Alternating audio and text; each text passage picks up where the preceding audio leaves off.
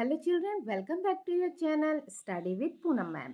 तो बेटा जी, व्याकरण, हिंदी व्याकरण में आज हम देखेंगे विराम चिन्ह। ये बहुत ही इंपॉर्टेंट होता है विराम चिन्ह, जिसे हम इंग्लिश में कहते हैं पंक्चुएशन।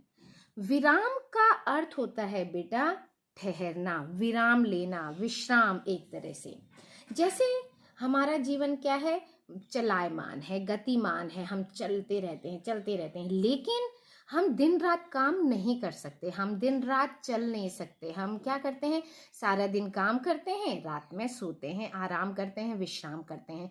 कोई रात में काम करते हैं और दिन में विश्राम करते हैं। जिसकी जैसी ड्यूटी होती है वो वैसे काम करता है।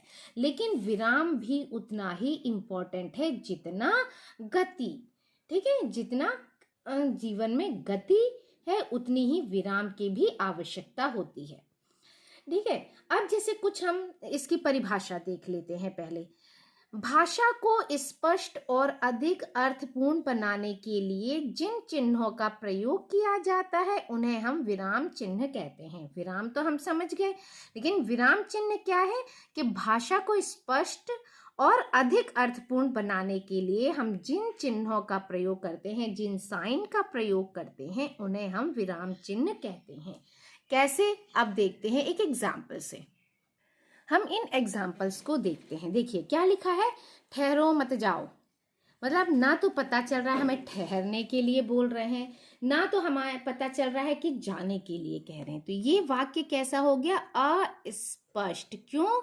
क्योंकि ना तो यहाँ कॉमा लगा हुआ है, ना कोई चीज लगी हुई है कि कॉमा लगा हो, विराम लगा हो, क्या चीज है पता नहीं। दूसरा है ठहरो मत जाओ। ठीक है, ठहरो यानी कि क्या कह रहे हैं, रुकने के लिए कह रहे हैं। तो यहाँ क्या है, रुकने का संकेत है। और कैसे पता चला, इस कॉमा से। ठीक है, कैसे पता चला हमको, कॉमा से। ठहरो मत जाओ, तो जो ये चिन्ह है, विराम चिन्ह हुआ, ये क्या हुआ कि ठहरो मत जाओ, यानी हमें रुकने के लिए कह रहे हैं, रुकने का संकेत दिया जा रहा है कि ठहर जाओ, जाने की जरूरत नहीं है। अब यही सेंटेंस ठहरो मत जाओ यानी कि ठहरो मत यानी कि जाने का संकेत दे रहे हैं, रुकने का नहीं दे रहे। यहां है जाने का संकेत। अब इस तरह से हम जो विराम चिन्ह है अगर सही जगह पर नहीं लगाएंगे तो सेंटेंस का जो मीनिंग होता है बिल्कुल चेंज हो जाएगा। यही सेंटेंस देखिए, यहाँ कोई मतलब समझ नहीं आ रहा है कि क्या बोल रहे, कंफ्यूजन है हमको। लेकिन यहाँ ठहरो के बाद कॉमा लग जाने से तो हमें क्या लग रहा है कि वो हमें रुकने के लिए कह रहे हैं। अगर ठहरो मत उसके बाद कॉमा लग रहा है तो ठहरो मत यानी कि हमें रुकने के लिए मना किया जा रहा है। तो इस तरह से सेंटेंस देखो एक ही है, लेकिन कॉमा नहीं, कॉमा कॉमा और कहाँ पर कॉमा लगा हुआ है, इससे सेंटेंस का पूरा मीनिंग चेंज हो गया। तो विराम चिन्ह का मतलब सीधा सीधा क्या हुआ कि जो भी हमारे भाव हैं, जो भी हमारे विचार हैं, हम इन विराम चिन्हों की वजह से बड़ी आसानी से समझ सकते हैं।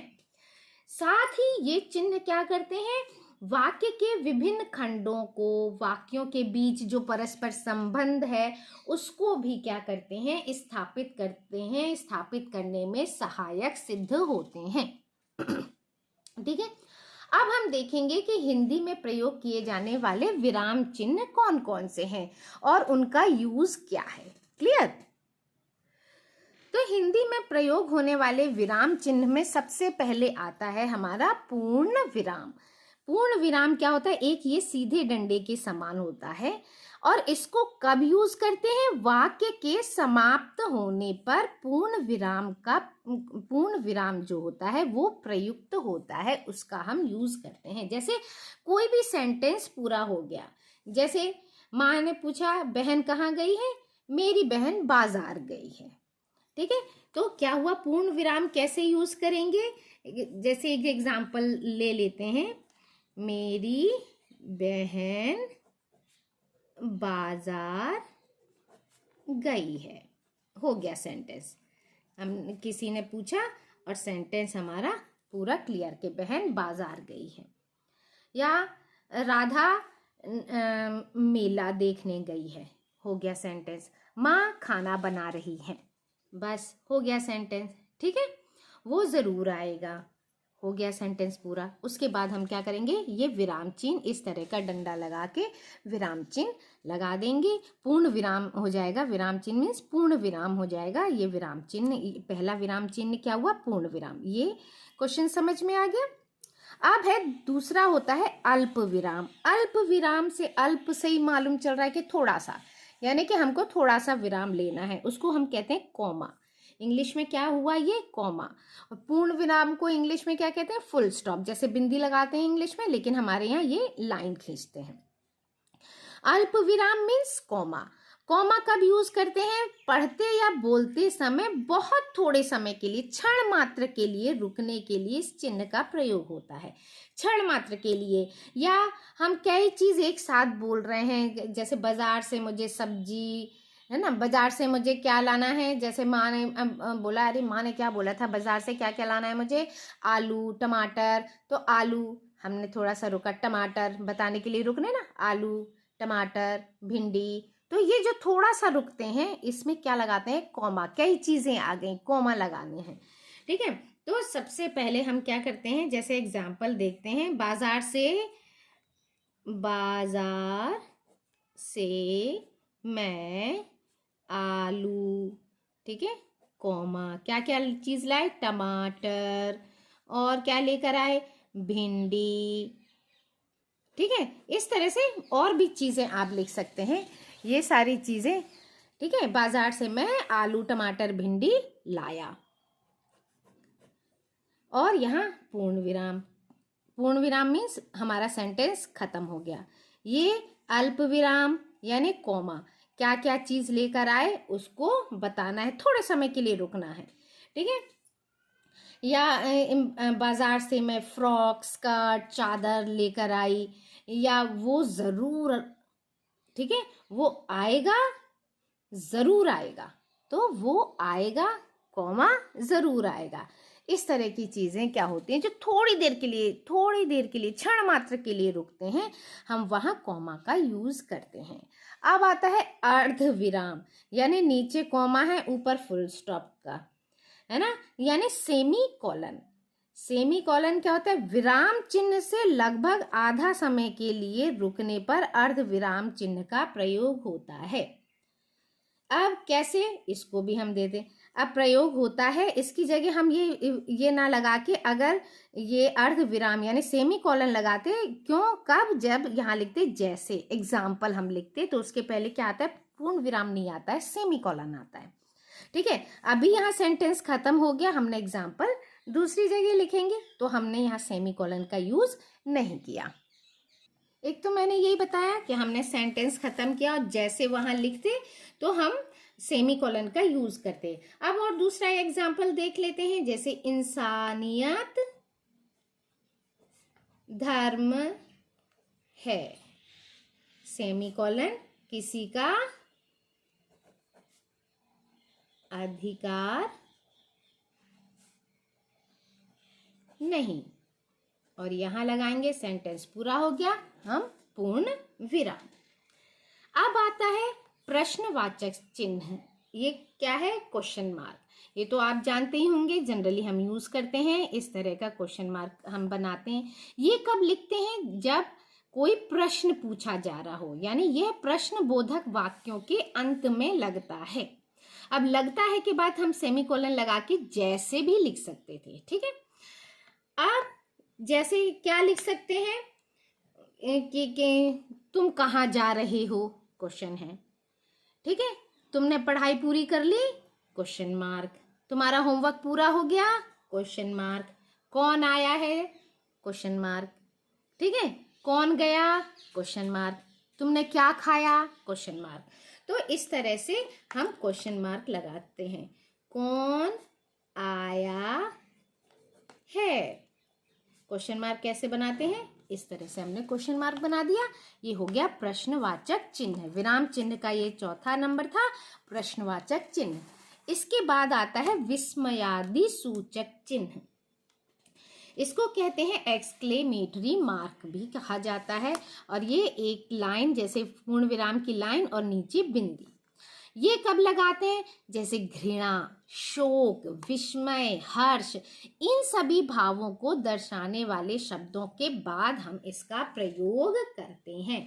जैसे वाह क्या बात है, तो वाह क्या है? हम खुशी जाहिर कर रहे हैं, तो इस तरह से डंडा और नीचे बिंदी, वाह क्या बात है। ठीक है, वाह क्या बात है, अरे तुम आ गए, वाह हमने मैच जीत लिया, क्या सुहावना मौसम है। तो इस तरह की चीजें जिसमें हमको शोक, विस्मय, घृणा, हर्ष, मैंने तो अभी हर्ष वाले सारे बताए है ना। अरे ये क्या हो गया? विस्मय, है ना, हाय कितना दुख लग रहा है, इसके चोट लग गई, तो ये क्या हो गए? शोक, है ना। तो इस तरह की जो शब्द होते हैं उनके बाद ये निशान लगाते हैं, एक लाइन, उसके नीचे बिंदी, इसको कहते हैं विस्मयादि बोधक चिन्ह। नाउ योजक चिन्ह, योजक चिन्ह हाइफन, ठीक है, छोटा सा ये डंडा जब दो शब्दों को जोड़कर लिखने या उनके संबंध स्पष्ट करने के लिए हम इसका प्रयोग करते हैं, तो क्या होता है? उसको हम योजक चिन्ह कहते हैं। जैसे माता पिता, है ना, माता पिता, भाई बहन, ठीक है। अब ऐसे बहुत से आते हैं कि श्रवण सी पितृ भक्ति, तो श्रवण सी यानी श्रवण जैसी, तो इसीलिए इसके बीच में क्या लगाएंगे? हाइफन लगाएंगे। आगे क्लियर?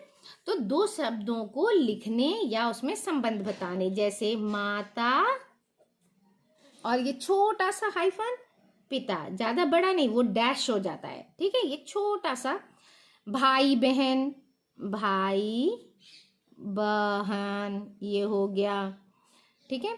श्रवण सी, श्रवण सी, पितृभक्ति, इस तरह के शब्द जो दो उसमें क्या बता रहे हैं? संबंध स्पष्ट कर रहे हैं। श्रवण की जैसी संबंध बता रहे, किससे किसकी जैसी पितृभक्ति होनी चाहिए? श्रवण के जैसी। अब आता है कोष्ठक, कोष्ठक, ठीक है, जिसको हम कहते हैं ब्रैकेट्स। कोष्ठक, इसका प्रयोग कब करते हैं बेटा? वाक्य के बीच में शब्दों का अर्थ स्पष्ट करने के लिए या उसके बारे में कुछ इंपॉर्टेंट चीज बताने के लिए हम इसका प्रयोग करते हैं। जैसे क्या है? मेरी बहनें गाती हैं। अब मेरी बहनें, बहनें क्या है? देखो, मेरी बहनें, अब बहनें यानी बहन एक तो नहीं है, बहनें बोला है, तो सीता गीता, सीता और गीता, यानी और भी हैं, अगर 3 हैं 4 हैं, जो भी हैं उनका नाम हम यहाँ लिख देंगे, स्पष्ट करेंगे कि बहनें यानी कौन कौन सी बहनें गाती हैं, गाती हैं। पंजाब में 5 नदियां बहती हैं। अब 5 नदियां बोल दिया, नदियां 5 तो लिख दिया, ब्रैकेट में हम उन 5 नदियों के नाम लिख देंगे, ठीक है। तो इस तरह से कोष्ठक का हम प्रयोग करते हैं। नेक्स्ट आता है बेटा उद्धरण चिन्ह। ये इस तरह का इन्वर्टेड कॉमा जिसको हम कहते हैं। इन्वर्टेड कॉमा क्या होते हैं? वक्ता के कथन को, यानी जिसने वाक्य कहा है, जैसे मम्मी ने कहा है तुम जल्दी घर आओ, ठीक है, मम्मी बोल रही है कि तुम जल्दी घर आओ, तो जो वक्ता है, मम्मी है, उनका कथन बिल्कुल एज इट इज, ज्यों का त्यों बताना है या लिखना है, तो उसमें किसका यूज करते हैं? उद्धरण चिन्हों का प्रयोग किया जाता है, ठीक है। गांधी जी ने कहा रघुपति राघव राजा राम, मम्मी ने कहा मुझे जाना है, पापा ने कहा पैसे नहीं मिलेंगे। तो इस तरह की चीजें हम दूसरों को बताते हैं, यानी हमारे बीच और पापा के बीच बात हुई, मम्मी के बीच बात हुई, फ्रेंड के बीच बात हुई, वो हमें किसी तीसरे को बताना है, लेकिन बात वही की वही कहनी है, तो हम किसका यूज करते हैं? उद्धरण चिन्ह यानी इन्वर्टेड कॉमा का यूज करते हैं। माँ ने कहा मुझे जाना है, ठीक है, तुम जरूर जाओगे, मुझे जाना है, इस तरह की चीजें। अब आता है आपका लाघव चिन्ह। लाघव चिन्ह क्या होता है बेटा? इसको कहते हैं साइन ऑफ एब्रीविएशन। शब्द को संक्षिप्त रूप में लिखने के लिए एब्रीविएशन आजकल तो बहुत यूज होता है ना। व्हाट्सएप की लैंग्वेज ही यही हो चुकी है। छोटा छोटा थैंक यू, थैंक्स बोलने के लिए THX और पता नहीं क्या क्या, तो इस तरह की चीज़ें तो संक्षिप्त, लेकिन हम आज इसका यूज़ नहीं करते। इसका यूज़ कहाँ होता है? शब्द के संक्षिप्त रूप में लिखने के लिए। जैसे हम क्या लिखते हैं? डॉक्टर, तो हम डॉक्टर, किसी के भी नाम के आगे हम डॉक्टर लगाते हैं तो सिर्फ इस तरह का साइन यूज करते हैं। ठीक है, डॉक्टर के आगे जो ये छोटा सा गोला होता है इसको कहते हैं लाघव चिन्ह। Professor, professor Yadav, professor Sharma, professor. तो इस तरह की चीजें क्या होती हैं, जो ये गोले लगते हैं, ये छोटे छोटे से जो गोले हैं, लाघव यानी छोटे हैं, एब्रीविएशन है, इसको कहते हैं लाघव चिन्ह। फिर आता है लास्ट त्रुटि पूरक या फिर हंस पद चिन्ह, यानी साइन ऑफ करेक्शन। त्रुटि पूरक चिन्ह, इसको हंस पद चिन्ह भी कहा जाता है और इसका साइन इस तरह से उल्टा V होता है। कब यूज करते हैं? जब लिखते समय किसी बात के बीच में छूट जाने पर इस चिन्ह का प्रयोग किया जाता है। हम जैसे कोई सेंटेंस लिख रहे हैं, है ना, और हम कोई बात भूल गए, बीच बीच में भूल जाते हैं ना, कि मम्मी ने कहा था कि वहां जाना है। ठीक है, अब माँ ने कहा है कि वहां जाना है। ठीक है, मम्मी ने कहा वहां जाना है, कहीं भी जाना है, या दिल्ली जाना है, कलकत्ता जाना है। अब ये बताना हम भूल गए कि कब जाना है, तो या तो यहाँ जैसे कोई डेट हो गई, या कल वहाँ जाना है, परसों वहाँ जाना है, तो ये चिन्ह यूज करके हम क्या करते हैं? कल वहाँ लिख सकते हैं। अब हमने कोई सेंटेंस लिखा, कोई चीज़ यूज कर रहे हैं कि राष्ट्रपति के भाषण दिया था, कहाँ दिया था लिखना भूल गए, राष्ट्रपति जी ने भाषण दिया था। अब कहाँ दिया था? संसद भवन में दिया था, लाल किले में दिया, या फिर कहीं और दिया था, कहीं कॉलेज में गए, किसी यूनिवर्सिटी में गए देने, तो वो चीज़ हम भूल गए लिखना। बाद में याद आया, अरे ये तो लिखा ही नहीं, तो हम क्या करते हैं? ये हंस पद या त्रुटि पूरक चिन्ह लगाकर उसको हम ऊपर साइड में लिख सकते हैं, जहाँ प्लेस हो, जहाँ जगह हो, तो वहाँ हम लिख सकते हैं। इस तरह से आपने देख लिया विराम चिन्ह, जो ये 10 प्रकार के विराम चिन्ह हैं। अब आप इन्हें अच्छे से पढ़ लेंगे तो आपको किसी भी चीज़ को लिखने में, समझने में कोई भी प्रॉब्लम नहीं होगी। तो बेटा जी, इस वीडियो में इतना ही। Thank you. Like, share and subscribe my channel.